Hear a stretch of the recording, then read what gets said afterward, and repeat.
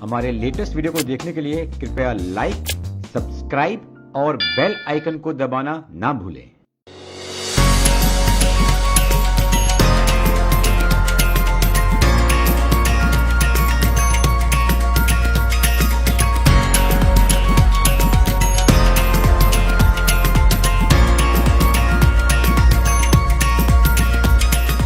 आज हमारा टॉपिक एनोलाइट। आप अगर इसका लिटरेचर देखेंगे कहीं भी तो अलग अलग नामों से इसको बोला जाता है, जैसे acidic EOW, neutral EOW, slightly acidic EOW. EOW means electrolysed oxidised water या इलेक्ट्रोलाइज्ड वाटर या इलेक्ट्रोलाइज्ड ऑक्सीडाइजिंग वाटर, किसी भी नाम से ये सामने आ सकता है, बट ये है बेसिकली एनोलाइट। हम जो एनोलाइट को डिफाइन करते हैं वो ये है कि ये एक वाटर बेस्ड बायोसाइड है। बायोसाइड मतलब जो बायोलॉजिकल चीजों को खत्म कर देता है। It kills all bacteria, fungus and viruses from any surface, human, animal, fishes, anywhere, water, air, anywhere, anything, food, feed, sweet, kitchen, farms, poultry, piggery, कहीं पे भी होगा बैक्टीरिया, वायरस, फंगस, ये उसको खत्म कर देगा। नॉन इरिटेंट है, मतलब इंसानों के लिए या मल्टी सेलुलर को कुछ नहीं करता। नॉन पॉइजनस है, कोई हार्मफुल इफेक्ट नहीं है। यूएस एफडीए ने यूएसए में इसको ऑर्गेनिक फार्मिंग के लिए अप्रूव किया हुआ है, और ये कमर्शियल स्केल पे 2 प्रकार की मशीनों से बनाया जाता है। जापानी मशीन भी है और स्विस टेक्नोलॉजी भी है। ये टेक्नोलॉजी वेल रिसर्च्ड है और बहुत ज्यादा पब्लिश्ड है। सबसे बड़ी बात यह है कि इसकी मारक क्षमता किसी भी दूसरे सैनिटाइजर के मुकाबले में बहुत ज्यादा है। इसको 4th स्टेज सैनिटाइजर कहा जाता है। ये कुछ माइक्रोबियल एनालिसिस हुए थे, ये उसके रिजल्ट है कि अगर इलेक्ट्रोलाइज्ड पानी से किसी सरफेस को साफ किया तो बैक्टीरिया आ ही नहीं पाए। एडवांटेज ऑफ एनोलाइट, इसका ओआरपी हाई होने के कारण किसी भी दूसरे प्रकार के जो डिसइंफेक्टेंट हैं, जैसा कि फूड में क्लोरामाइंस यूज होते हैं, मिल्क में सोडियम हाइपोक्लोराइट यूज होता है, मिल्क और मेडिकल साइंसेज में हाइड्रोजन परऑक्साइड यूज होता है, और बाकी डिसइंफेक्टेंट में बहुत सारे सोडियम बेस्ड डिसइंफेक्टेंट होते हैं। उन सब से इसका, क्योंकि ओआरपी ज्यादा तेज है, इसकी मारक क्षमता बाकियों के मुकाबले बहुत ज्यादा हो जाती है।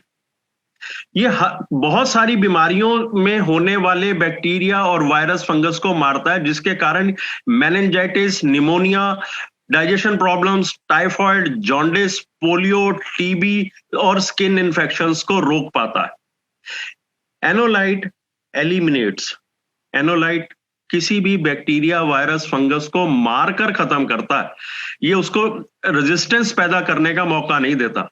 ऐसा नहीं है कि आज अगर हमने इस्तेमाल किया तो जिस सरफेस पे हमने इस्तेमाल किया तो वहां के बैक्टीरिया बाद में रेजिस्टेंट हो जाएंगे। बहुत सारे हमारे जैसे हाइड्रोजन परऑक्साइड है, फूड इंडस्ट्री में यूज होता है। इसका झटका खा के बैक्टीरिया थोड़ी देर के लिए सो जाते हैं, पर समय पाते ही वो दोबारा से उठ जाते हैं। जैसे दूध को कई बार हाइड्रोजन परऑक्साइड या सोडियम बाइकार्ब डाल के उबाला जाता है, उस झटके से बैक्टीरिया थोड़ी देर के लिए सो जाते हैं, पर बाद में वो बैक्टीरिया वापस आ जाते हैं और फिर से दूध खराब होने के चांस बन जाते हैं। Absolutely non poisonous, non toxic है। ये लिक्विड फॉर्म में, सॉलिड फॉर्म में या इवन मिस्ट फॉर्म में, एरोसोल में फॉर्म में भी अप्लाई किया जा सकता है। जल्दी ही डिसइंटीग्रेट हो जाता है, इसका कोई रेजिडुअल इफेक्ट नहीं है, और इसको किसी चीज से न्यूट्रलाइज करने की आवश्यकता नहीं पड़ती, पर्टिकुलरली फॉर डिस्पोजल पर्पसेस। ये इकोलाई जैसे जो बैक्टीरिया डायरिया पैदा करते हैं, उनका load to the power 7, to the power 7 का मतलब, टू द पावर 6 का मतलब होता है मिलियन, टू द पावर 7 का मतलब होता है 10 मिलियन से ज्यादा। अगर कोई बैक्टीरिया या वायरस जो है वो 10 मिलियन से ज्यादा है, 1 करोड़ की संख्या से ज्यादा है, तो इकोलाई जिससे डायरिया होता है उसको ये 5 मिनट में खत्म करता। बाकी इंटेस्टाइन के अल्सर्स और इंटेस्टाइन के बैक्टीरिया को 2 मिनट में खत्म करता है।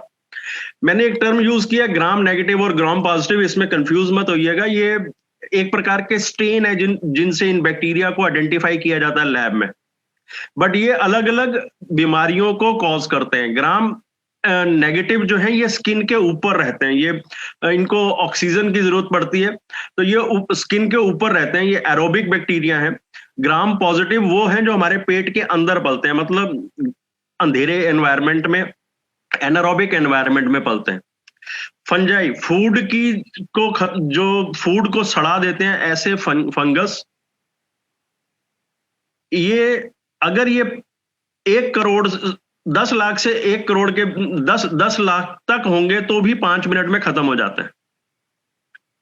ये वायरस जिसमें कि पोलियो वायरस, हेपेटाइटिस वायरस और HIV-1 वायरस भी हो, तो ये उसको 2 मिनट में खत्म करता है। कोई व्यक्ति अगर HIV-1 वायरस के बारे में, इसकी एफिकेसी के बारे में पेपर चाहेगा तो मैं भेज दूंगा। ये फोटोग्राफ, अब मैं थोड़ी सी साइंस के बारे में बताता हूं। ये फोटोग्राफ हम सब ने देखा हुआ है। हमें मालूम है कि हमारे यहाँ जो हमारा जहां एनोड है वहां पे एसिडिक मटेरियल इकट्ठा हो रहा होता है, और इसी को हम एनोलाइट कहते हैं। और हमारे कैथोड पे जहां कैथोलाइट, जिसको हम कंगन वाटर कहते हैं, जो हाई अल्कलाइन पानी है, वो कैथोलाइट है। बट इसके बनने के प्रोसेस में एक ये केमिकल बनता है, इसको हाइपोक्लोरस एसिड बोला जाता है। ये टोटल एनोलाइट में 0.04% होता है। इसको बनाने के लिए बहुत ज्यादा जरूरी है, साइंस कहती है कि सोडियम क्लोराइड सॉल्यूशन, नमक के सॉल्यूशन में ही ये बनेगा। अगर नमक का सॉल्यूशन हम नहीं देंगे तो एनोलाइट और कैथोलाइट नहीं बनेंगे। यानी हम लोग एनोलाइट और कैथोलाइट बनाते हैं जब कोई विकट बीमारियां होती हैं, जहां लोगों की लाइफ सेविंग की बात होती है, जहां परेशानी बहुत बड़ी होती है, वहां हम एनोलाइट या कैथोलाइट बनाने की बात करते हैं, या एनोलाइट और कैथोलाइट देने की बात करते हैं। ये बन ही नहीं सकता अगर सोडियम क्लोराइड सॉल्यूशन बीच में नहीं है तो, क्योंकि ये इस एनोलाइट में जो मारक क्षमता है वो HOCl से आनी है, हाइपोक्लोरस एसिड से आनी है। अगर हाइपोक्लोरस एसिड नहीं बनता तो ये एनोलाइट में बैक्टीरिया, वायरस, फंगस को मारने की क्षमता नहीं आती। इसलिए हमारे जितने भी कंपटीटर मशीनें हैं वो इस मामले में डम्ब हैं। वो हाइपोक्लोरस एसिड ना होने के कारण विकट बीमारियों को संभालने लायक एनोलाइट या कैथोलाइट नहीं बनाती। ये एक कमर्शियल ब्रोशर है एनोलाइट के बारे में, कनाडा की एक कंपनी का ये ब्रोशर है, और इसमें उन्होंने अपने ओपनिंग में केवल हाइपोक्लोरस एसिड की ही बात की है, और इतनी सारी बीमारियां, MRS से इबोला, ट्यूबरक्लोसिस, लेंजुलेला, E coli, polio, norovirus, corona virus, bird flu and many others, ये सब वायरस हाइपोक्लोरस एसिड से ही कंट्रोल होने का कनाडा की एक कंपनी के ब्रोशर में क्लियरली लिखा हुआ है।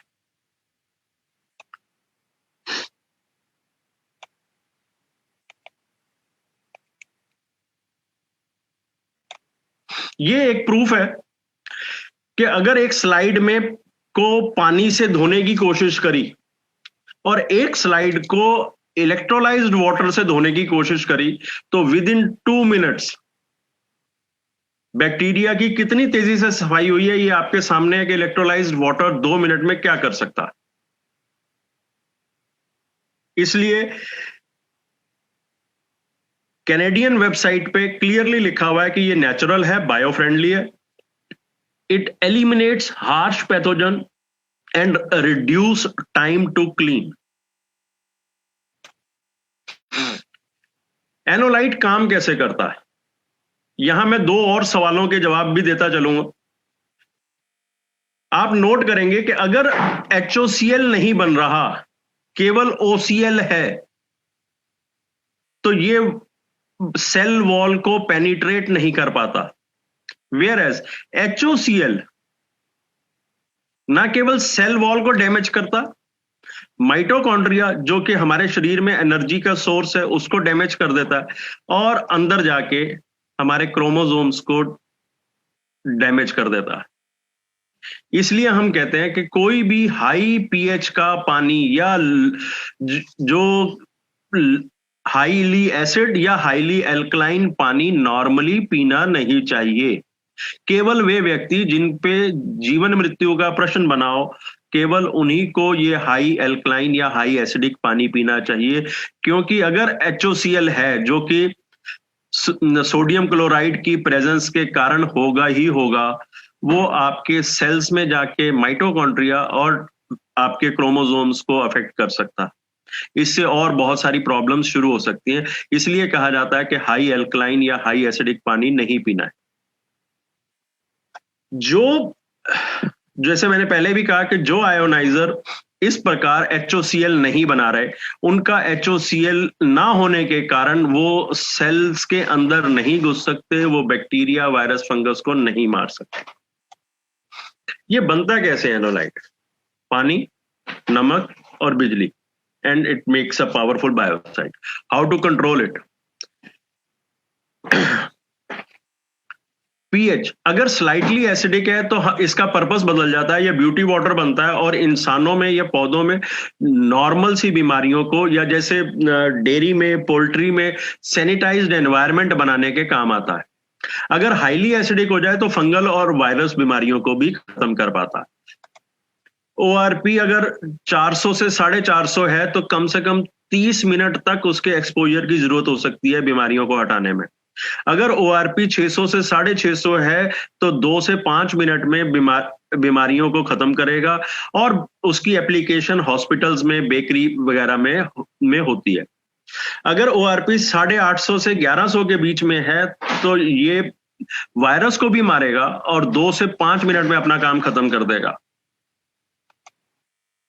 अगर हम अब क्लोरीन के सॉल्ट के साथ थोड़ा सा प्ले अराउंड करना चाहें तो इसकी कंसंट्रेशन 0.02 से लेकर 0.045% क्लोरीन तक वेरी कर सकती है, और इसके लगभग 50 सब्स्टिट्यूट मार्केट में अवेलेबल है। बिजली, हमारी मशीन नॉर्मली 5 से 6 एम्पियर में काम करती है, बट अगर हम बिजली की डेंसिटी को बदल दें तो हम अलग अलग ORP जनरेट कर सकते हैं। अगर हम 10,050 ORP के करीब अगर जनरेट कर लें तो HIV वायरस को मारने लायक एनोलाइट बन सकता है।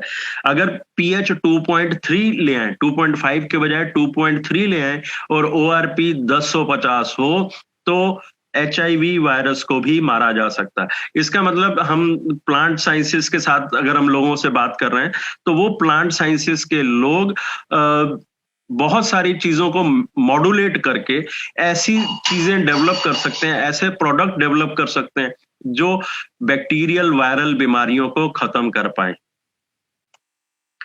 This is a globally known commercial product.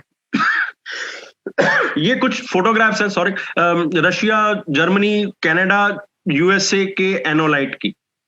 ये प्रोडक्ट्स वहां पे गवर्नमेंट द्वारा अप्रूव्ड हैं, EPA द्वारा अप्रूव्ड हैं, FDA द्वारा अप्रूव्ड हैं, और यहां खेती में इस्तेमाल किए जा रहे हैं। एनोलाइट बेसिकली स्टरलाइजेशन, डिसइंफेक्शन और वाटर प्यूरिफिकेशन के लिए काम आते हैं। बट ये अगर हम जहां कहीं भी किसी प्रकार से बैक्टीरिया, वायरस, फंगस या किसी इंफेक्शन को सोच सकते हैं, उन सभी जगहों में एनोलाइट की एप्लीकेशन है। वेटनरी साइंसेज में, पोल्ट्री इंडस्ट्री में, यहां ना केवल बीमारियों को रोकने में बल्कि पशुओं की सेहत बनाने में। मैंने कहा हमारी पानी के 2 गुण हैं। हमारे 5 पानियों को मिलाकर हम या तो न्यूट्रिएंट मॉड्यूलेट करते हैं या हम उनके एनवायरनमेंट को मॉड्यूलेट करते हैं, मतलब हम एनवायरनमेंट को सैनिटाइज करते हैं। सो या तो पशुओं के एनवायरनमेंट को सैनिटाइज कर दो, या उनके पानी को सैनिटाइज कर दो जिससे उनकी सेहत बन जाए, या उनके पानियों में न्यूट्रिएंट इंक्रीज करने के लिए हम कंगन वाटर का इस्तेमाल कर सकते हैं। पिगरी फार्म, डेयरी फार्म्स, जितने भी पशुओं से रिलेटेड एक्टिविटीज हैं, इनमें सैनिटेशन इंपॉर्टेंट है। इनमें जो रॉ मटेरियल के रूप में पानी इस्तेमाल हो रहा है उसकी सैनिटेशन इंपॉर्टेंट है। बाकी इंडस्ट्रीज में जैसे पेपर इंडस्ट्री, वाइनरी इंडस्ट्री, ये कुछ ऐसे बायो प्रोड्यूस पैदा करते हैं। फूड इंडस्ट्री है, होटल इंडस्ट्री है, ये लोग कुछ ऐसे वेस्ट पैदा करते हैं जिनमें बहुत बदबू पैदा हो जाती है। नॉर्मली बायोलॉजिकल वेस्ट होता है इनका, जो नदी नालों में गिरता है तो वहां पे बायोलॉजिकल ऑक्सीजन डिमांड, बीओडी की प्रॉब्लम क्रिएट कर देता, और जहां जहां वो सॉलिड कचरा उनका गलता है वहां पे बदबू पैदा कर देता है। वहां अगर एनोलाइट का स्प्रे करवाया जाए तो बदबू से छुटकारा पाया जा सकता है। आप लोग म्यूनिसिपैलिटीज को भी अप्रोच कर सकते हैं एनोलाइट द्वारा। उनके जो सॉलिड वेस्ट डंप्स हैं, या जो गली सड़कों में या मोहल्लों में जो कूड़ा घर होते हैं, उनसे जो बदबू उठती है उसको मैनेज करने के लिए भी एनोलाइट का इस्तेमाल किया जा सकता है। बहुत सारी इंडस्ट्रीज हैं, जैसे हमारे बहुत सारी इंडस्ट्रियों में वाटर कूलर लगे होते हैं। Water cooler in the sense cooling tower लगे हुए होते हैं, और वो कूलिंग टावर धीरे धीरे, क्योंकि जमीनी पानी इस्तेमाल हो रहा था, तो उनके कूलिंग टावर्स जो है वो गलने लग जाते हैं। ऐसे ही डेयरी इंडस्ट्री में बहुत सारे बर्तन रोज धुलते हैं और बहुत सारी चिकनाई को साफ करना होता है। वहां पे नॉर्मली सोडियम बाइकार्ब, सोडे का पानी इस्तेमाल होता है। वहां हमारा हाई एल्कलाइन पानी और हाई एसिडिक पानी द्वारा इन बड़े बर्तनों को धोया जा सकता है। कूलिंग टावर में non oxidising high alkaline water से अगर साफ कर दिया जाए तो उनको जंग लगने के आसार खत्म हो जाते हैं। Personal health care, agriculture and horticulture, सबसे ज्यादा खाना, फसलें पैदा करने से लेकर उगाने तक और उगाने के बाद संभालने तक हर चीज में एनोलाइट का इस्तेमाल है। जो फल, सब्जियां या मीट जो मार्केट में आ जाता है उनकी शेल्फ लाइफ बढ़ाने में भी इसका इस्तेमाल है। जो मटेरियल कोल्ड स्टोरेज में चला जाता है उसमें एक प्रकार की फंगस आती है जिसको फुजेरियम रॉट कहते हैं। तो फुजेरियम को कंट्रोल करने में भी एनोलाइट का रोल है। और इसके अलावा म्युनिसिपैलिटी के जो वेस्ट वाटर ट्रीटमेंट प्लांट्स हैं उनमें बहुत बदबू उठती है और उसमें बहुत सारा सॉलिड गंद निकलता है जिसको मैनेज करना जरूरी हो जाता है। वहां इसकी बहुत जरूरत है। एक मैंने अगला सेक्टर लिख रखा है cooling towers. Cooling towers normally बिल्डिंगों में भी यूज होते हैं, और अब जो एग्रीकल्चर का आजकल बड़ा माहौल चला हुआ है, लोग एग्रीकल्चर को लेके बड़े चिंतित हैं, तो आने वाले समय में पॉली हाउस में जो फार्मिंग होती है उसके ऊपर भी उसके लिए पॉली हाउसेस को ठंडा करने के लिए भी हमें कूलिंग टावर चाहिए होता है। और उन कूलिंग टावर्स में या तो बाद में एल्गी आने के खतरे होते हैं या कोई ऐसी बीमारियां वहीं कूलिंग पैड्स पे आगे बैठ जाती हैं जो बाद में पूरी क्रॉप को ट्रांसफर हो सकती है। उनकी क्लीनिंग के लिए भी एनोलाइट इस्तेमाल होता है। एग्रीकल्चर में क्रॉप इन्वायरमेंट को एनोलाइट डिजीज फ्री बना देता है। जब कहीं से बीमारी हटा दो वहां पे पौधा बहुत बढ़िया ढंग से ग्रो करने लगता है और क्रॉप यील्ड 20% से ज्यादा बढ़ जाती है। हेल्दी प्लांट्स में फर्टिलाइजर और पेस्टिसाइड्स की जरूरत कम पड़ती है, इसलिए टोटल मुनाफा 35% से भी ज्यादा हो जाता है। मैं खुद से आलू, गेहूं, मक्का, प्याज और कई सारी सब्जियों में 22 से 27% तक यील्ड इंक्रीज और 35 से 40% तक कुल मुनाफा बढ़ा चुका हूं। इसके अलावा हम ये जो हम सजेशन दे रहे हैं ये गवर्नमेंट की बहुत सारी स्कीम्स के साथ मैच करता है। एनोलाइट का इस्तेमाल करना फार्मर्स डबलिंग फार्मर्स इनकम जो गवर्नमेंट की स्कीम है उसमें पूरी तरह से फिट बैठता। Minimising farm expenses, soil health and sanitation, Paramparagat Krishi Vikas Yojana में मैच करता है। Mission organic value chain development में ये फिट बैठता है, और national centre for organic farming की स्कीम्स में ये बिल्कुल फिट बैठता है। इस पर, इन चीजों से जुड़ी हुई एग्रीकल्चर संस्थाओं से आप बात करके वहां पे भी इसकी एप्लीकेशन करवा सकते हैं। रिसर्च विद एनोलाइट, ये कुछ रिसर्च पेपर्स के सिर्फ नाम आपके साथ शेयर कर रहा हूं। ये डेयरी इंडस्ट्री का एक पेपर है। ये रेडियोलॉजी और लैब ओरिएंटेड एनवायरनमेंट में इलेक्ट्रोलाइज्ड ऑक्सीडाइजिंग वाटर के द्वारा हार्ड सरफेसेस और इक्विपमेंट, मतलब हॉस्पिटल्स की डिसइंफेक्शन के बारे में एक रिसर्च पेपर है। ये बायो एरोसोल्स, मतलब जो हवा में बदबू फैली रहती है, उसका एनोलाइट द्वारा स्प्रे किए जाने से कंट्रोल किया गया, ये उस पे रिसर्च पेपर है। एनिमल प्रोडक्शन, बहुत सारे लोग पशुधन बढ़ाने में, कोई बर्ड्स को बढ़ाने में, कोई घोड़े पाल रहा है, कोई पशु पाल रहा है, गाय पाल रहा है, डेयरी कर रहा है, उनको बढ़ाने में, उनकी मल्टीप्लिकेशन सेंटर में इसका एनिमल प्रोडक्शन में इलेक्ट्रोलाइज्ड वाटर का काम है। जो लोग फ्रेश वेजिटेबल्स को काट के फ्रोजन बना के उसकी मार्केटिंग करते हैं, इसमें उसका इस्तेमाल है। ये एनडीआरआई करनाल का एक पेपर है जिसमें नॉन थर्मल अप्रोच, बिना पानी को गर्म किए फूड इंडस्ट्री के माइक्रो ऑर्गेनिजम्स खत्म करने के बारे में उनका एक रिसर्च पेपर। तो ये बहुत अच्छे से रिसर्च हो रखी है। ये कुछ मैंने काम किया था, बहुत पहले की बात है। ये 2 दिन के लिए ताजी सब्जियों को, कुछ सब्जियां ट्रीट करी, कुछ सब्जियों को बिना ट्रीट किए मैंने रख दिया। 48 घंटे 38 डिग्री टेम्परेचर पे बिना पंखा चलाए खुला छोड़ के रखा था। आप देख सकते हैं कि जो ट्रीटेड नहीं थे वो सड़ गए थे, और जो ट्रीटेड थे वो कुम्हला तो गए थे, उन पे रिंकल्स तो आ गए थे, पर वो सड़े नहीं थे। ये मेरा एक दूसरा ट्रायल था जहां मैंने 2 लीटर एनोलाइट से, जहां मैंने लगभग 1550 किलो आलू को ट्रीट किया था। 2 लीटर एनोलाइट से लगभग 1550 किलो आलू को ट्रीट किया था। और आप देख सकते हैं कि किसान का जो नॉर्मल सैनिटाइजर, जो फंजीसाइड इस्तेमाल होता था, वो 920 रुपए लीटर वाला था।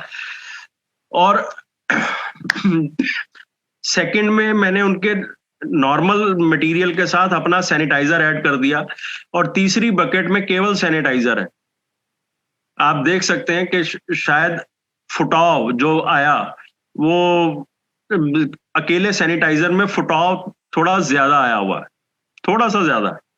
बट फाइनली हमें 27% यील्ड ज्यादा मिली और किसान को लगभग 40% का मुनाफा हुआ। ये एक बीमारी होती है जो जब ट्यूबर बड़ा हो रहा होता है, ये ट्यूबर ही है, सब आलू जो है ये स्टेम का एक्सटेंडेड पार्ट होता है, और इसको जब अगर कोई बैक्टीरिया या कोई माइक्रो ऑर्गेनिज्म छोटे रूप में काट दे, तो जैसे जैसे ट्यूबर बड़ा होता जाता है ये कट भी बड़ा हो जाता है। ये पैथोजन के कारण होता है, और ये मेरे खेतों में से ये बीमारी खत्म हो गई थी। मैंने आलू की फसलें 2 साल तक ली, एक भी खेत में एक भी आलू इस प्रकार कटा हुआ नहीं मिला। ये एक मेरा मक्की का ट्रायल था, मेज का 2.25 एकड़ का ट्रायल था। इसमें मशीनों द्वारा स्प्रे हुआ था, और आप देख सकते हैं कि ये बीच की जो रो है, ये हमारा सेंटर पॉइंट था। एक तरफ की 7 रोज जो थी ये अनट्रीटेड थी, और लगभग 72 रोज मेरे राइट हैंड साइड पे जो थी वो सब ट्रीटेड थी। ये 70वें दिन स्प्रे हुआ था, और 35वें दिन की फोटो है। आप देख सकते हैं कि एक राइट हैंड साइड की क्रॉप और लेफ्ट हैंड साइड की क्रॉप में कितना फर्क है। टोटल में हमें 22% क्रॉप यील्ड मिला, और किसान का मुनाफा लगभग 35% बढ़ा। ये एक आलू के खेत का ट्रायल था। प्लॉट नंबर 1, मैंने जिस खेत में काम किया था वो ये था, प्लॉट नंबर 3। प्लॉट नंबर 1 में 12 दिन पहले आलू की बुआई हो चुकी थी, एक इरिगेशन हो चुकी थी। प्लॉट नंबर 2 में 8 दिन पहले बुआई हो चुकी थी और एक इरिगेशन हो रखी थी। तब हमने प्लॉट नंबर 3 में काम शुरू किया था। पर जब 50वें दिन फोटो लेने गए तो आप देख सकते हैं कि प्लॉट नंबर 1 में अभी भी कैनोपी कंप्लीट नहीं हुई, अभी भी लाइनें दिखती हैं। प्लॉट नंबर 2 में भी जो हमसे 8 दिन आगे थी, उसमें भी जगह जगह जो है गैप्स दिखाई देते हैं। वेयर एज प्लॉट नंबर 3 में आप देख सकते हैं कि क्रॉप पूरी भर गई है और अभी भी पौधे ऊपर को उठ रहे थे। ऐसा होने से मेरे को यहां पर लगभग 24% की क्रॉप यील्ड मिली और मेरे आलू जो थे वो बड़े हो गए। नंबर ऑफ ट्यूबर नहीं बढ़ता, आलूओं का नंबर नहीं, संख्या नहीं बढ़ती, पर उनका साइज बढ़ता है।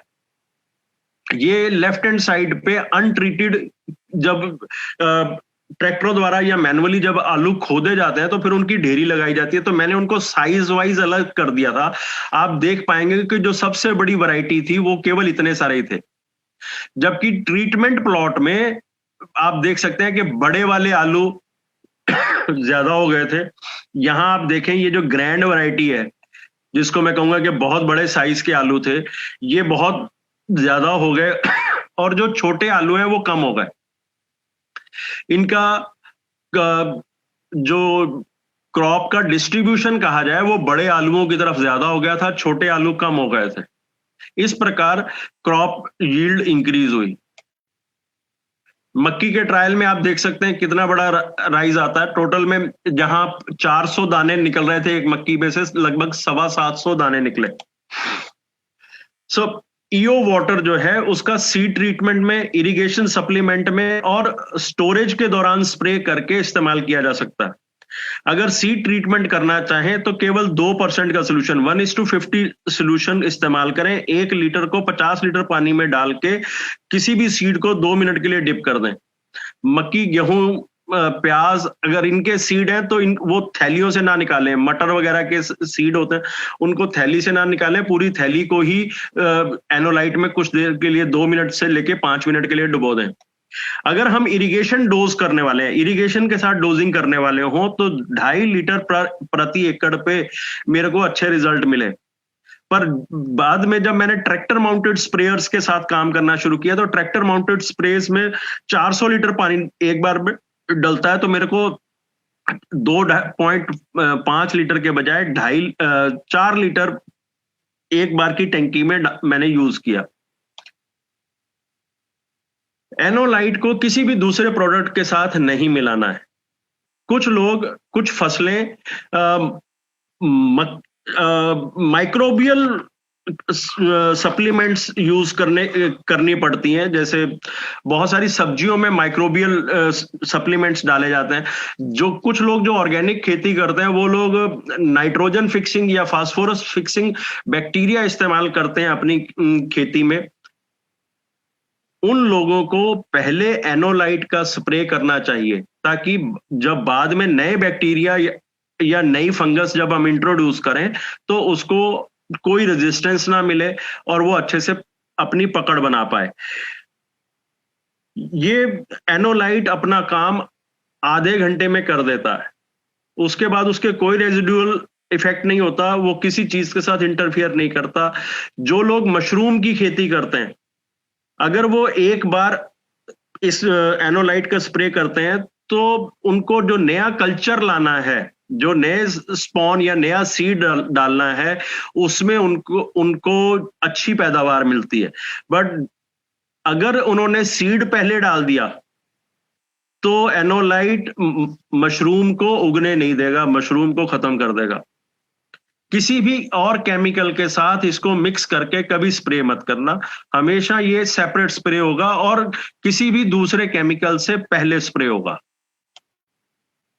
ये चीजें मैं सांगा सीड, पेप्सी, सांगा सीड ने थोड़ा और आगे काम किया था। उनका एक अपना टिश्यू कल्चर लैब है, वहां उनके टिश्यू कल्चर लैब में एनोलाइट ने बहुत बढ़िया रिजल्ट दिए उनके, क्योंकि अल्टीमेटली टिश्यू कल्चर जो है वो इंसान ही करते हैं, तो हाथों से इन्फेक्शन फैलता था। जब ये एनोलाइट वहां इस्तेमाल होना शुरू हुआ तो उनके फाइनल प्रोडक्ट में और फाइनल टिश्यू ट्यूब्स में इन्फेक्शन आना बंद हो गया, पौधों की सर्वाइवल रेट बढ़ गया। उसके बाद उन्होंने एक ऑटोमेटिक प्लांट लगाया था जिसमें केवल रूट जोन में इरिगेशन होती थी, हवा में पैदावार होती थी, एरोपोनिक कहा जाता था उसको। उसमें वो लोहे के स्ट्रक्चर थे, उनके अंदर जब हमने एनोलाइट का इस्तेमाल करना शुरू किया तो वहां पे भी ट्यूबर बनने आसान हो गए और किसी प्रकार का कहीं फंगस या काई नहीं आई, जबकि लोहे के स्ट्रक्चर थे वो सारे।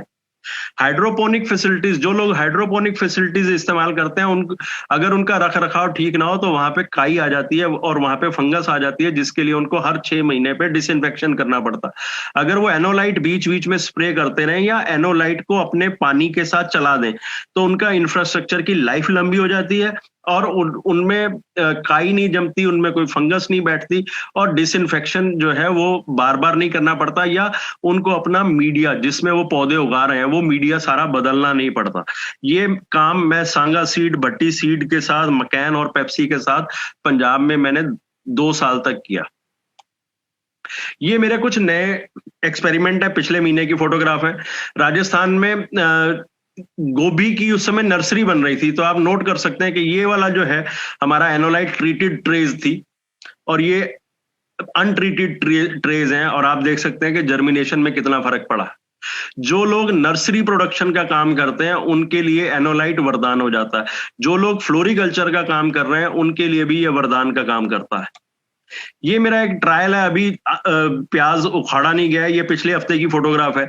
ये 2 क्यारियां जो हैं ये एनोलाइट से ट्रीटेड है, ये वाली क्यारी और इसके बाद की क्यारियां जो हैं ये अनट्रीटेड है। तो आप देख सकते हैं क्रॉप में कितना डिफरेंस है। अगर पौधे बड़े हैं तो ऑब्वियसली इनके नीचे का प्याज भी बड़ा होगा, बट अभी ये उखाड़े नहीं गए। कुछ दिन बाद जब इनकी हार्वेस्टिंग होगी तो मैं आपको हार्वेस्टिंग के फोटोग्राफ भी शेयर करूंगा। So this is what I wanted to tell you about Enolite, and quickly मैंने कुछ खत्म कर दिया। मैं चाहता हूं कि अगर आप लोगों के questions हो तो we can discuss it further. Thank you.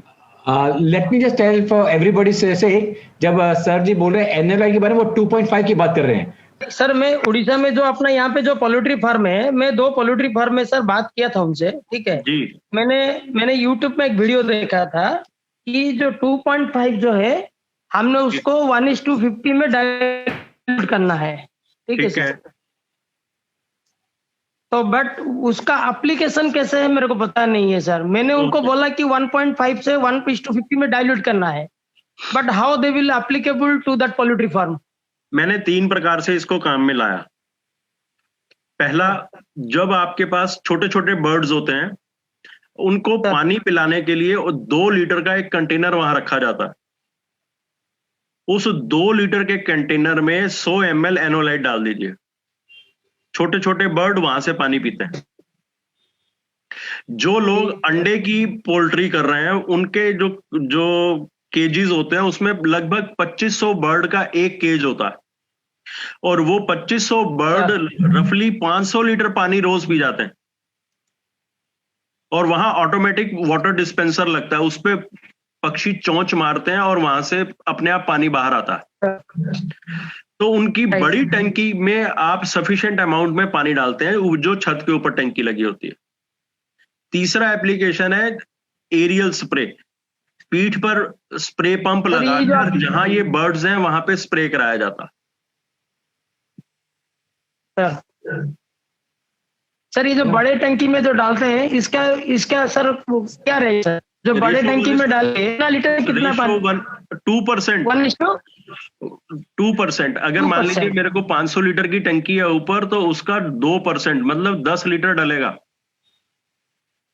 Means वही मैं जो बोल रहा था 1:50 बात। हाँ, 1:50।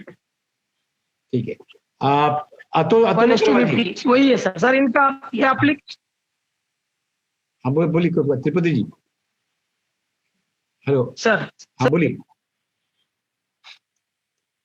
इनका बंद हो गया, आपका अनम्यूट हो गया सर त्रिपति जी। आपको हाँ सर बोलिए। सर तो we can applicable in poultry farm in that 3 ways only. One is drinking purpose and one is to spray purpose only. जी जी जी। Okay thank sir. इसमें उनका बेनिफिटेड सर, इसमें बेनिफिटेड क्या आएगा सर?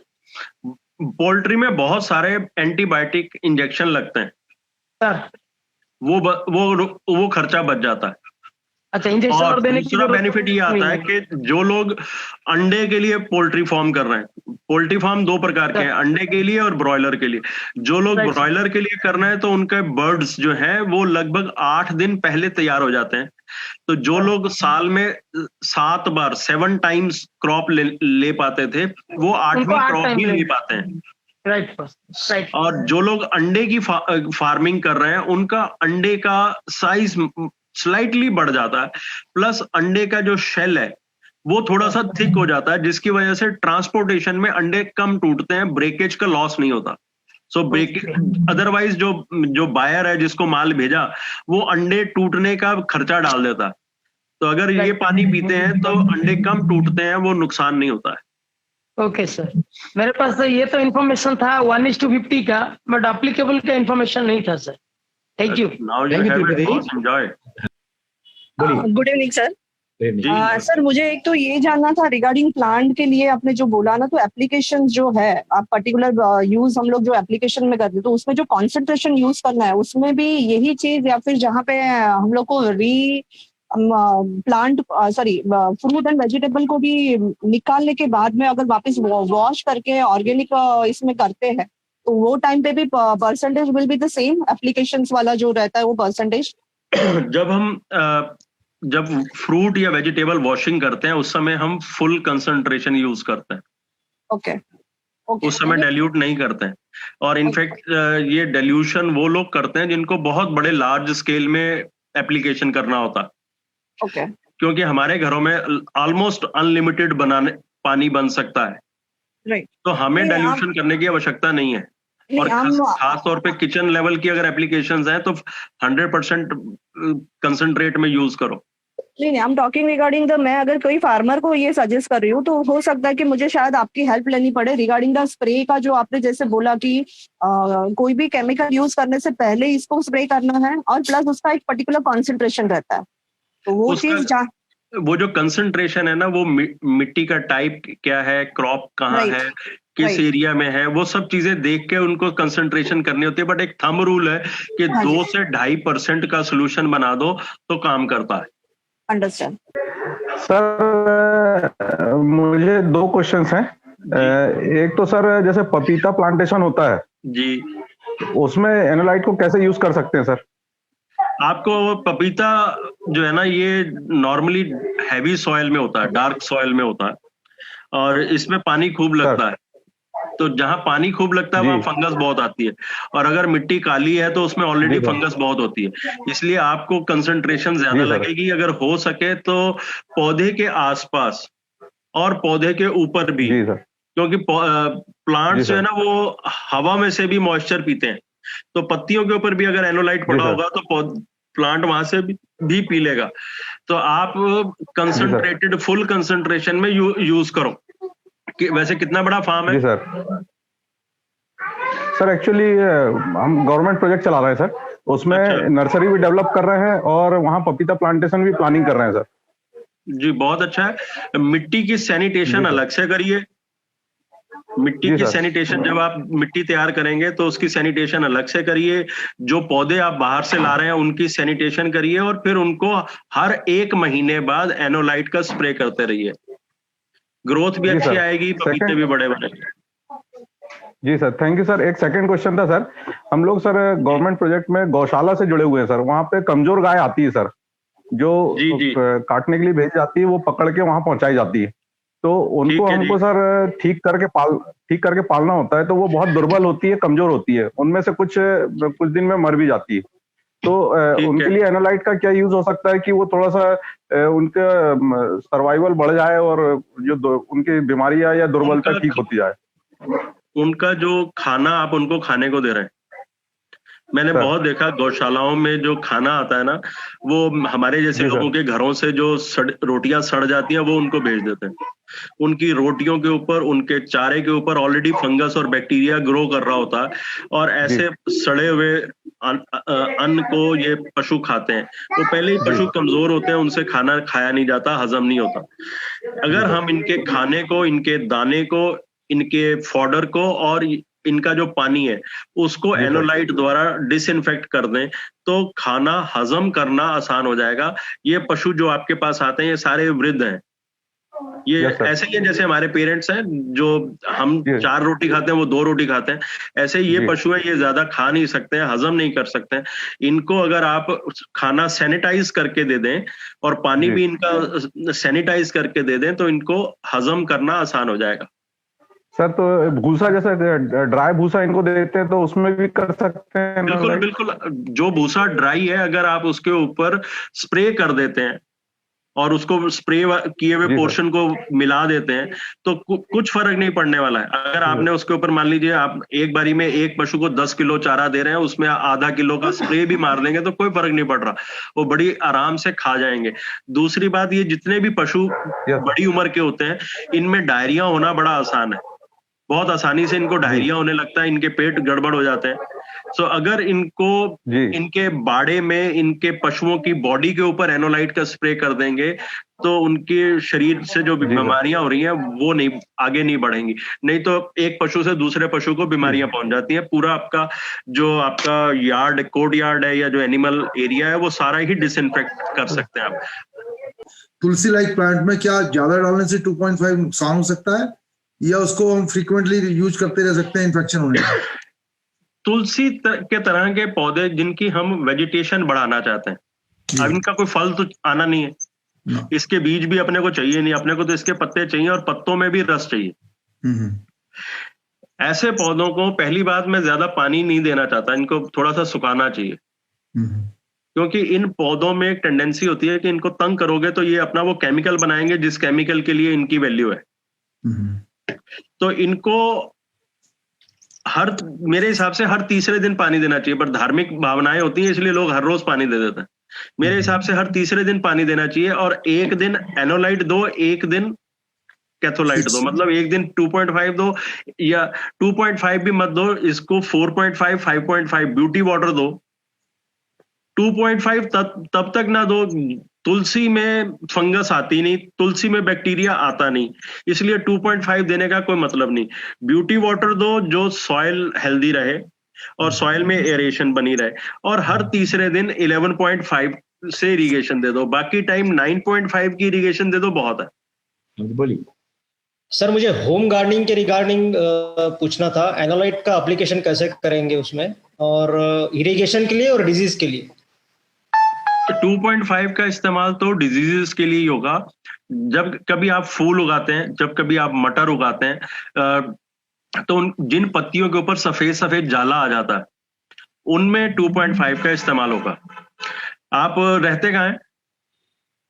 सर नागपुर। नागपुर, मिट्टी काली है, वहां काली मिट्टी में फंगस बनती है। काली मिट्टी की फंगस को अगर आपको लगता है कि आपके पौधे की जड़ें फैलती नहीं है, अगर उसको बढ़ाना चाहें, जो कि नॉर्मली गमले में तो ठीक है, लोग अपने पौधे की जड़ें ज्यादा फैलाना नहीं चाहते, इसलिए 2.5 मत डालो, सिर्फ ब्यूटी वाटर डालते रहो, उतने में ही पौधे हेल्दी रहेंगे। अच्छा, तो इरिगेशन के लिए भी ब्यूटी वाटर इरिगेशन के लिए भी ब्यूटी वाटर का यूज कर सकते हैं, ब्यूटी वाटर का इस्तेमाल करें। मैंने एक स्लाइड में बताया था कि स्लाइटली एसिडिक EOW भी एनोलाइट है। अच्छा, ठीक है, तो आप मतलब स्लाइटली एसिडिक होगा, इवन न्यूट्रल जो है, न्यूट्रल एनोलाइट कहां बनता है हमारी मशीन में? जब 7 का बटन दबाते हैं, ग्रीन बटन क्लीन वाटर के लिए, उस समय जो दूसरी तरफ एसिडिक पानी बन रहा होता है वो न्यूट्रल एनोलाइट है, उससे भी पौधों को फायदा होता है, आप उसको भी इस्तेमाल कर सकते हैं, जरूरी नहीं है 2.5 से ही फायदे लें। जब जो जैसी बीमारी होती है उसको वैसा पानी देंगे। जहां हमें डिजीज सामने नजर आ रही है, खास तौर पे कुछ स्वीट पी के फ्लावर्स होते हैं, गार्डिनिया के फ्लावर्स होते हैं, जिसमें फंगस सामने से नजर आती है। कोई लोग वेजिटेबल उगाते हैं, बैंगन घर में उगाते हैं, भिंडी उगाते हैं, ऐसी जगह में फंगस सामने से नजर आती है, उनका आप 2.5 से ट्रीट करें। जहां आप सोच रहे हैं कि यहाँ बीमारी आ सकती है या बीमारी को अवॉइड करना, वहां तो ब्यूटी वाटर से भी अवॉइड कर सकते हैं। सर ये पूछना था, जैसे का अपना क्रॉप लगा हुआ है और उसमें फंगस और वायरस ब्लास्ट वगैरह जो प्रॉब्लम जो आता है उसके लिए हम कैसे ट्रीट करें कि वो ब्लास्ट वगैरह खत्म हो जाए? देखो, ब्लास्ट की जो फंगस है ना, वो तब आती है जब फूल आ गया, उसके बाद बीज बनने शुरू हुए तो पता लगा ब्लास्ट हो गया इसमें। ऐसी फसलों को शुरू से ही हैंडल करना पड़ेगा। इसके ये जो ब्लास्ट में जो फंगस है वो पौधे के अंदर से आती है, बाहर से तो पता ही नहीं लगेगा जब तक उसके सिम्टम नहीं आएंगे। सिम्टम्स जैसे आ रहे हैं सर, तो उसके लिए हम क्या ट्रीट करें अब आगे उसको प्रिवेंट करने के लिए? ये जो है ना, ये पौधे के अंदर की रिजाइडिंग फंगस है। आप स्प्रे कर सकते हैं, बट पौधे इतने बड़े हो चुके होते हैं कि मटेरियल का यूनिफॉर्म स्प्रे करना बड़ा मुश्किल हो जाता है। सर जैसे अपना स्प्रे पंप से करते हैं 15 लीटर के, तो उसमें कितना अपना 2.5 pH उसमें? पहले एक मिनट ये बता दीजिए, आप अभी किस फसल में स्प्रे कर रहे हैं? अभी टमाटर में करना है सर। टमाटर में कर रहे हैं। स्टैकिंग कर रखी है या जमीन में छोड़े हुए हैं? स्टिकिंग है सर, मल्चिंग के साथ। कितना ऊंचा हो गया पौधा? 2.5-3 फीट का। 2.5-3 फीट का जी। अच्छा, अभी ये तोड़ना कब है? फरवरी में? अभी जनवरी में स्टार्ट हो जाए फ्लावरिंग। फरवरी में करना है तो अभी आप पूरे पौधे को स्प्रे कर सकते हैं। तो उसको ड्रेंच करना है, पौधे को ड्रेंच करना है, तभी उसके अंदर मटेरियल पहुंचेगा जी। कौन नहला दो पौधे को जी। और आपने पूछा नैपसैक स्प्रे में कितना डलेगा? एक नैपसैक स्प्रे 15 लीटर वाले में 350 ml एनोलाइट डलता है। आप 400 ml या आधा लीटर डाल सकते हैं। जी सर। सर जैसे अपन बार जैसे केला लगा, उसके बाद पपीता लगा, पपीता में वायरस के कारण उसको उखाड़ना पड़ा, फिर टमाटर लगाया, तो फंगस मुझे बार बार परेशान कर रहा है। तो मैं उसमें क्या 11.5 pH ड्रिप इरिगेशन में दे सकता हूँ? 11.5 फंगस को कुछ नहीं करेगा, बल्कि मजा आएगा, फंगस को ग्रो करेगी। सर एसिडिक हो गया है बार पेस्टिसाइड्स और वो सब डालते हुए, फर्टिलाइजर मिट्टी यूज कर रहे हो, उस मिट्टी की नेचर ही है एसिडिक जी। उसको न्यूट्रल करने के लिए और उसके न्यूट्रिएंट को मोबिलाइज करने के लिए आपको 11.5 इस्तेमाल करना चाहिए। बट उस 11.5 से बीमारी कंट्रोल में आएगी ऐसा नहीं सोचना है। नहीं सर, मैं वो न्यूट्रलाइज की बात कर रहा था, गलती से मैंने कहा ना कि अपनी प्रेजेंटेशन में भी कहा कि न्यूट्रिएंट आर्गुमेंटेशन, हमें न्यूट्रिएंट जहां मॉड्यूलेट करने हैं वहां हाई एल्कलाइन का या नॉर्मल 9.5 का भी अच्छा रोल है जी सर। अपने यहाँ 9.5 खूब बनता है, आप 9.5 बनाइए और अपनी मिट्टी में मिलाइए। जी जी सर। उतने में आपको बहुत सुख मिल जाएगा। जी सर। अभी चना लगाना है, चना डालना है, तो उसको सीड ट्रीट कैसे करूं सर? चने की बोरियां होंगी आपके पास? जी सर। 1 एकड़ में कितना लगा रहे हैं? 12 किलो, 15 किलो? नहीं, 1 एकड़ में 40 किलो के आसपास। 40 किलो लगाएंगे, ठीक है। काला चना लगा रहे हैं? नहीं, लाल चना सर, JJ11। हाँ, वही लाल चना, काला, ठीक है। तो जो आपके पास 40 किलो है ना, उसके एक बैग कितने के हैं? 25 किलो का बैग होगा या 15 किलो का बैग है? 25 किलो के सर। 25 किलो के बैग को क्या हम 5-5 किलो के बैग में कन्वर्ट कर सकते हैं? जी सर। 5 किलो के एक बाल्टी में 5 किलो ही एनोलाइट ले लीजिए और ये 5 किलो की बैग जो है ये उसमें उतार दीजिए, सीड का बैग। 5 मिनट डुबोए रखिए, फिर निकाल के बाहर रख दीजिए सूखने के लिए, दूसरा बैग डाल दीजिए। इस प्रकार आप अपने 40 किलो को 5-5 किलो करके एक बाल्टी में ट्रीट कर लेंगे। अदरवाइज 40 किलो को ट्रीट करने के लिए आपको वो ट्यूबवेल वाली जो हौदी होती है उसमें डुबोना पड़ेगा। जी। तो सर पानी बार बार बदलना है, उसी पानी में चल जाएगा? नहीं, वो 5 लीटर पानी काफी है। मैंने बताया था शायद, मैंने 2 लीटर एनोलाइट को 50 लीटर पानी में डाल के और 1500 किलो सीड ट्रीट किया था। ठीक है, आपने सिर्फ 40 किलो करना है, आपका 5 लीटर एनोलाइट बहुत है। उसी में 5-5 किलो करके एक ही बाल्टी में भिगो लीजिए। जी। बाकी उसको सुखा के फिर अपन उसको कर सकते हैं सर? एक बार वैसे तो वो गीला आपके, अगर आपने हाथ से डालना है सीड तो गीले में भी डाल लेंगे, पर अगर मशीन द्वारा, ड्रिलर द्वारा डिबलिंग करनी है तो फिर आपको सीड सुखाना जरूरी है। सर ये पूछना था सर, जैसे डेयरी फार्म में तो जैसे 2.5 से वो हम सैनिटाइज कर देंगे चारे को, क्या जानवर को पिलाने के लिए 9.5 इस्तेमाल करना है?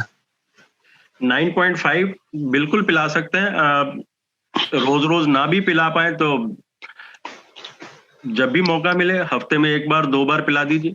अच्छा सर, एक सवाल और है सर, जैसे कि जब लार्ज स्केल में करना होता है हम लोग जनरली आरओ के बाद ही इसको ट्रीट करते हैं, तो क्या नॉर्मल वाटर जो ज्यादा टीडीएस का है क्या वो भी यूज किया जा सकता है जैसे खेती के लिए या जानवरों के लिए? ज्यादा टीडीएस होने पे 2.5 और 11.5 ठीक ढंग से या अच्छी क्वालिटी का बनता नहीं है जी। सो अगर आपके यहाँ खेतों में ये अक्सर प्रॉब्लम होती है कि भाई अच्छी क्वालिटी का 2.5 नहीं बन पाएगा खेत के पानी से, तो ऐसे में मेरा ये तरीका रहता है कि मैंने 20-20 लीटर की केनियां रखी हुई हैं। मैं अपने घर से पानी क्लीन करके और अच्छे टीडीएस का पानी अपने साथ लेके जाता हूँ, खेत में 2.5 बनाता हूँ और अपने सामने स्प्रे करवाता हूँ। मेरा एक प्रोस्पेक्टिव क्लाइंट है जो हाइड्रोपोनिक्स करते हैं। हाँ जी, हाइड्रोपोनिक कब से लगे हुए वो देख लीजिए। मेरा ख्याल है वहां अगर पुराने लगे हुए हैं तो जो प्लास्टिक की ट्यूबें लगी होंगी या जो लोहे की ट्यूबें लगी होंगी उनमें काई जमी होगी। ओके। और जितना ये हाइड्रोपोनिक का पानी घूमकर वापस एक टैंक में आता है और क्योंकि वो न्यूट्रिएंट रिच होता है तो उस टैंक में भी काई जमी हुई होगी। आप उसको सिर्फ ये कह दीजिए, उससे उसका साइज पूछ लीजिए और जितना पानी का टैंक का साइज है, हो सकता है 200 लीटर का टैंक हो सकता है 500 लीटर का टैंक हो,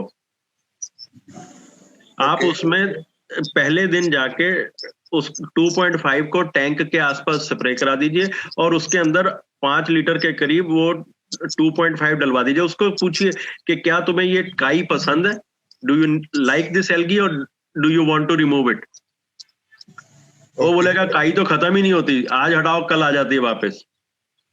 तो उसको बोलो अगर मैं स्प्रे कर जाता हूँ, अगर काई चली जाए तो मेरे को इसकी फोटो खींच के भेज दियो। उतने में उसको समझ में आ जाएगा कि काई कैसे बिना किसी केमिकल के काई खत्म हो जाएगी। तो 2.5 is to be sprayed on the plants itself directly? Plants पे नहीं, वो जो नीचे मशीन है ना, वो जो उनका हाइड्रोपोनिक का जो टैंक है जिसमें पानी इकट्ठा हो रहा है और जो उसकी पाइपलाइंस है, उसमें एक बार 2.5 को चलवाना है। अगर जैसे कोई क्रॉप हार्वेस्ट हुई है और मशीन खाली हो गई है तो 2.5 चलवा दीजिए, तो सैनिटाइज हो जाएंगे, काई खत्म हो जाएगी। तो कितना प्रोपोर्शन? सेम 2% और 2%, 2.5%। आप तो क्योंकि क्लाइंट विन ओवर करना है, प्योर चलवा दीजिए, प्योर चलवा दीजिए, प्योर बिल्कुल। ओके। एंड पर एकड़ या कुछ ऐसे सम मशीन की साइज के सुपर देनी होगी या कैसे? What is the kind of this thing? मतलब मैं तो SD501 से ही काम कर रहा हूँ, बट जब उनको देने का टाइम होगा, क्योंकि उनके पास पानी की रिक्वायरमेंट एक्चुअली कम होती है। हाइड्रोपोनिक लगाते ही वो लोग हैं जिनका पानी का रिक्वायरमेंट कम होता है, वो बार बार उसी पानी को रिसाइकल करते हैं। ओके। तो हो सकता है कि वो आपको अपनी मशीन के नजदीक ना जाने दे, तो जहां जमीन में काई जमी हुई है आप केवल उसी का स्प्रे कर सकें। इसलिए अपनी स्प्रे बॉटल में 2.5 का 1 लीटर 2 लीटर लेकर जाइए और उसकी जमीन पे स्प्रे करके फोटो खींच के ले आइए। 10 दिन बाद दोबारा जाके फोटो खींच लीजिए, आपको पता लग जाएगा कि एल्गी खत्म हो रही है। जब तक जमीन पे एल्गी ठीक नहीं करेंगे वो आपको मशीन में एल्गी ठीक करने की परमिशन नहीं देगा। ओके, ठीक है ना जी। थैंक यू जी। जी welcome. Now the Tirupati Balaji, आपको अनम्यूट कर रहा हूँ। हेलो। हाँ जी। हाँ जी सर। सर हमने जो बात किए थे अभी पोल्ट्री के लिए 1:50 में जी, जो हम लोग जो पानी में डाइल्यूट करेंगे उस पानी का TDS और pH कितना रहना चाहिए जिसमें हम लोग डाइल्यूट करेंगे? उसके लिए हर एरिया में अलग अलग होता है, बट फिर भी अगर जैसे अगर बहुत ज्यादा कैल्शियम ना हो तो अच्छी बात है, पानी बहुत ज्यादा खारा ना हो, जितना नदी का पानी मिल जाए या न्यूट्रल मिल जाए उतना अच्छा है। नहीं सर, अभी क्या जहाँ पे पानी नहीं मिलता है तो वो लोग अभी पोल्ट्री फार्म में ऑलरेडी वो लोग आरओ लगाते हैं, ठीक है, कोई कमर्शियल आरओ भी इंस्टॉल कर रहे हैं, बट तो एक्चुअली एग्जैक्टली पानी का पीएच कितना रहना चाहिए और टीडीएस कितना रहना चाहिए, सो दैट अच्छा काम करेगा। हम जितनी भी कैलकुलेशंस करते हैं ना, हम नॉर्मली न्यूट्रल पानी से करते हैं। अच्छा, अगर पानी ऑलरेडी डिस्टिल्ड है, उसमें न्यूट्रिएंट्स है ही नहीं तो, या आरओ है और उसमें टीडीएस बहुत ही कम है, उसमें न्यूट्रिएंट नहीं है, हम जिस भी पानी को यूज करना चाहते हैं उसका कम से कम टीडीएस 100 होना चाहिए सर, ठीक है, ताकि उसमें कुछ तो न्यूट्रिएंट हो जिसको हम मॉड्यूलेट कर सकें। सर कहीं कहीं पे जहाँ पे ट्यूबवेल वगैरह है और कुआं वगैरह है, वहाँ पे पानी का टीडीएस 250 के ऊपर रहता है, 300 भी रहता है, वहीं पे चल जाएगा? हाँ, उसको वो आपका डेल्यूटेंट है, आप उसको यूज कर सकते हैं। अगर ये जो दुधारू पशु जो होते हैं, जो दूध देने वाले पशु होते हैं, इनको अगर कैंगन वाटर 9.5 या 8.5 या 8 दिया जाए तो इनमें क्या इम्पैक्ट आने वाला है? सर, अगर जैसे हमारी सेहत बनती है वैसे उनकी भी सेहत बनेगी, उनका दूध बढ़ेगा, उनके स्किन पे चमक आएगी। पशुओं का के जो रेट है, पशुओं जो लोग पशु बेचते हैं, कुछ टाइम तक दूध बेचते हैं फिर पशु भी बेचते हैं, तो स्किन के ऊपर एक शाइन, एक one of the major criteria है, वो शाइन आ जाती है स्किन पे। सो ऐसे में पशु के ज्यादा पैसे मिलेंगे, जो लोग पशु का कारोबार करते हैं उनको ज्यादा पैसे कमाने का मौका मिलेगा। जैसे हमारा मेडिकल खर्चा बचता है वैसे ही पशुओं के पीछे भी मेडिकल खर्च बचेगा, दूध तो बढ़ेगी ही, साथ ही साथ दूध का न्यूट्रिएंट्स बढ़ेगा, पौष्टिकता बढ़ेगी। सर अगर बॉडी पे शाइन लेके आनी है तो ब्यूटी वाटर से नहला दिया जाएगा तो शाइन तो उससे भी आ जाएगा? सर वो ब्यूटी वाटर की शाइन जो है वो टेम्परेरी है, जो 9.5 से शाइन आएगी वो परमानेंट शाइन है, वो एक्चुअली स्किन क्वालिटी को इम्प्रूव करती है। एक बात पूछ रही थी, ये बी कीपिंग के लिए इसमें अगर यूज करना है तो उसमें किस तरह से इसको मैनेज कर सकते हैं, जैसे उनकी हनी का ज्यादा वो हो, उसका डेथ रेट कम हो? बी कीपिंग में सब प्रॉब्लम आती है, जैसे आजकल भी आ रही होगी, एंटीबायोटिक देते हैं, टेट्रासाइक्लिन देते हैं, वो ना देना पड़े तो उसको किस तरह से मैनेज करें इन्फेक्शन? सर अभी क्या है कि पहले तो उनको 9.5 का फीड दे दीजिए। जो लोग बी कीपिंग करते हैं वो उनके जहां उन्होंने अपने बक्से रखे होते हैं ना, उनके बक्सों के पास में या तो प्लास्टिक के ना टब आते हैं छोटे छोटे, जिनमें 15-20 लीटर पानी होता है, वो टब रखवा दीजिए, 9.5 फिल करवा दीजिए, तो अपने आप पिक कर लेंगी मधुमक्खियां। दूसरी चीज है कि हर मधुमक्खी के बक्से में फीड दी जाती है, पानी डाला जाता है, चीनी का सोल्यूशन बनाया जाता है, वो डाला जाता है, उस पानी चीनी की फीड जो है वो 9.5 में बनवा दीजिए। ठीक है सर, ऐसा बढ़िया टेक आएगा कि वो जो एंटीबायोटिक्स लगने हैं और जो दवाइयों की डोज डलनी है वो जरूरत नहीं पड़ेगी, और हनी की प्रोडक्शन बढ़ गई। मैंने जहां ये हनी बॉक्स में काम करवाया था, जहां पिछले साल बहुत गर्मी रही थी, तो वहां जो अच्छे अच्छे बी कीपर थे उनका एक बॉक्स एट ए टाइम 22 से 23 किलो हनी दे रहा था। मेरे जो बॉक्स रखवाए हुए थे अलवर में, उनमें 32 से 34 लीटर शहद आया था पर बॉक्स। रफली कहना चाहूंगा 30% यील्ड बढ़ी थी। हमको करीब 100 गायों का फार्म है जी, वहाँ पे मशीन लगाना है उनके गायों के पानी पीने के लिए, पर इश्यू ये आ रहा है कि अभी तो बोरिंग का पानी पिला रहे हैं वहाँ पे, ठीक है, अब वो चाहते हैं कि कैंगन वाटर पिलाएं हम गायों को ताकि ये हेल्दी रहे, क्योंकि उन्होंने जापान में उनको एक रिपोर्ट दी थी जापान के 27 डेयरी फार्म की, ठीक है, वो बहुत अट्रैक्टिव था उन लोगों के लिए कि हाँ काफी कुछ हो जाएगा इसमें, बट पानी कैसे दें, क्योंकि पानी काफी क्वांटिटी में लगना है, और हम लोग जो रिकमेंड करते हैं मशीन को 150 TDS तक का, और उनके यहाँ करीब 300 TDS वाटर है सर। ओके, तो एरिया कौन सा है जी? पार्डन? एरिया हम इंदौर से है सर। इंदौर में है, ओके। तो वहाँ आपको जो पानी है उसका TDS आप बता रहे हैं 700 के आसपास? मतलब जो बोरिंग का आ रहा है वो 300 आ रहा है सर। 300 आ रहा है। देखो हमें जो 100 TDS का पानी चाहिए होता है ना, वो चाहिए जब हाई एल्कलाइन या हाई एसिडिक पानी बनाना है।